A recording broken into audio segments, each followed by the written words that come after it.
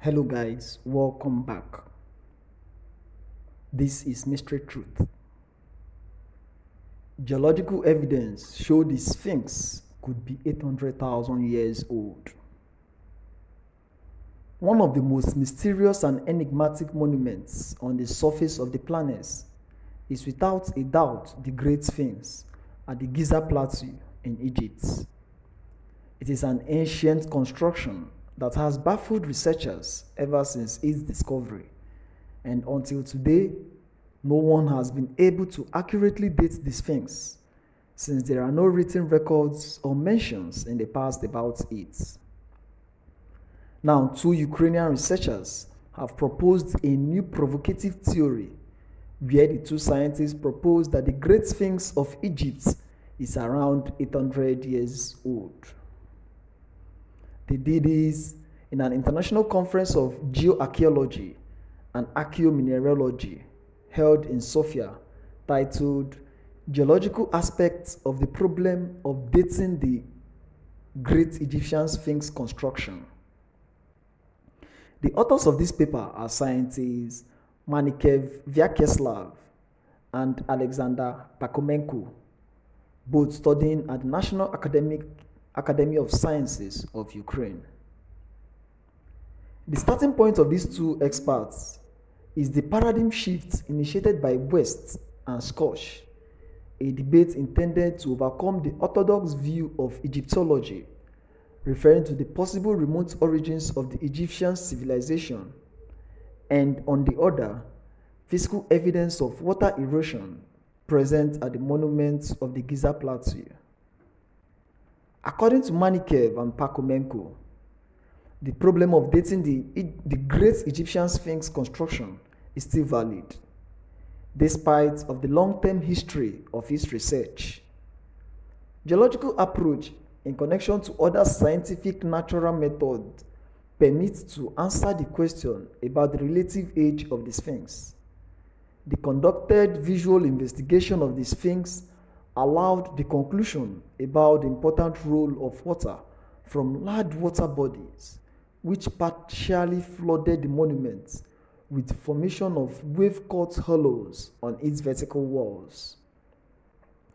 The morphology of these formations has an analogy with similar such hollows formed by the sea in the coastal zones. Genetic resemblance of the compared erosion forms and the geological structure and petrographic composition of sedimentary rock led to a conclusion that the decisive factor of destruction of the historic monument is the wave energy rather than sand abrasion in the Aeolian process. Voluminous geological literature confirms the fact of existence of long-living freshwater lakes in various periods of the Quaternary, from the lower Pleistocene to the Holocene. These lakes were distributed in the territories adjacent to the Nile. The absolute mark of the upper large erosion hollow of the Sphinx corresponds to the level of water surface which took place in the early Pleistocene. The Great Egyptian Sphinx had already stood on the Giza Plateau by the geological time. A strong argument was made by Ukrainian scientists in regard of this Sphinx. Manikev and Pakomenko focus on the deteriorated aspect of the body of the Sphinx, leaving aside the erosive fissures where the Sphinx is located, which had been studied previously by Scotch. Ukrainian scholars found on the undulating terrain of the Sphinx, which displays the mysterious pattern. Mainstream scientists offer explanations for this sharp fissure and state that it is based on the abrasive effect of the wind and sand. The undulations were formed because the harder layers of rock are better at withstanding the erosions, while the softer layers would have been more affected, forming voids. However, as noted, this argument does not explain why the front of the head of the Sphinx lacks such features. In regards to the arguments made by Scotch about the heavy rain period, which occurred around 13,000 BC, the Ukrainian scientists recognized Scotch and his hypothesis partially suggesting that the erosive features of the Sphinx go further back than 13,000 BC. Manikev and Pakumenko argue that the mountainous and coastal areas of the Caucasus and Crimea, which they know well, have a type of wind erosion that differs morphologically to the erosive features noted on the Sphinx. Essentially, they argue that such wind erosion has a very soft effect regardless of the geological composition of the rocks.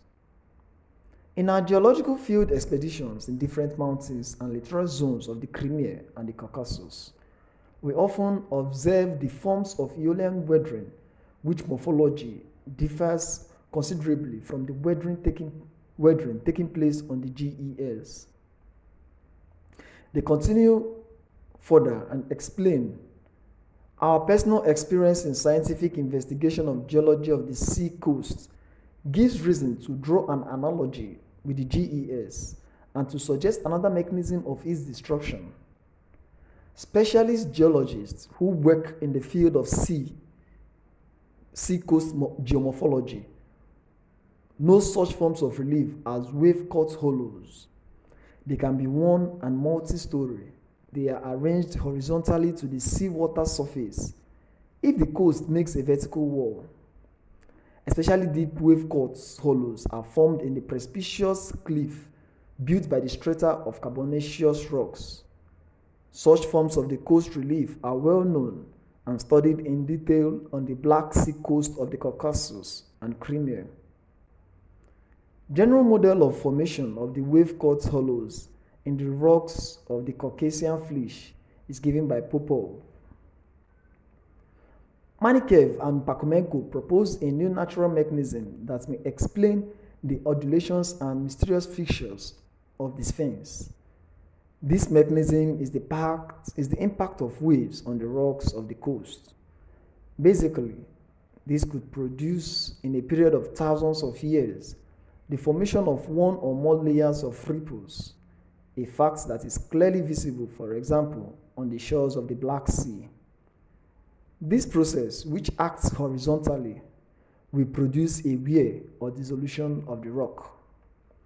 The fact is that the observation of these cavities in the Great Sphinx made the Ukrainian scientists think that these great monuments could have been affected by the above said process in the context of immersion in large bodies of water, not the regular flooding of the Nile.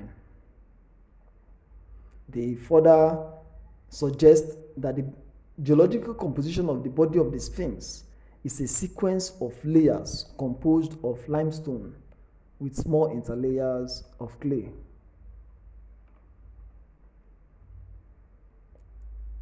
Well, they've done their research and they've brought out their conclusion.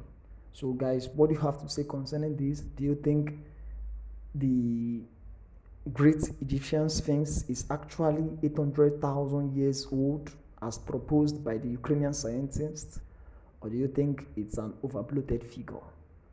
So whatever you have to say, whatever comments you have to make, whatever contribution you have to make, please drop your comments in the comment section and don't forget to subscribe to this channel.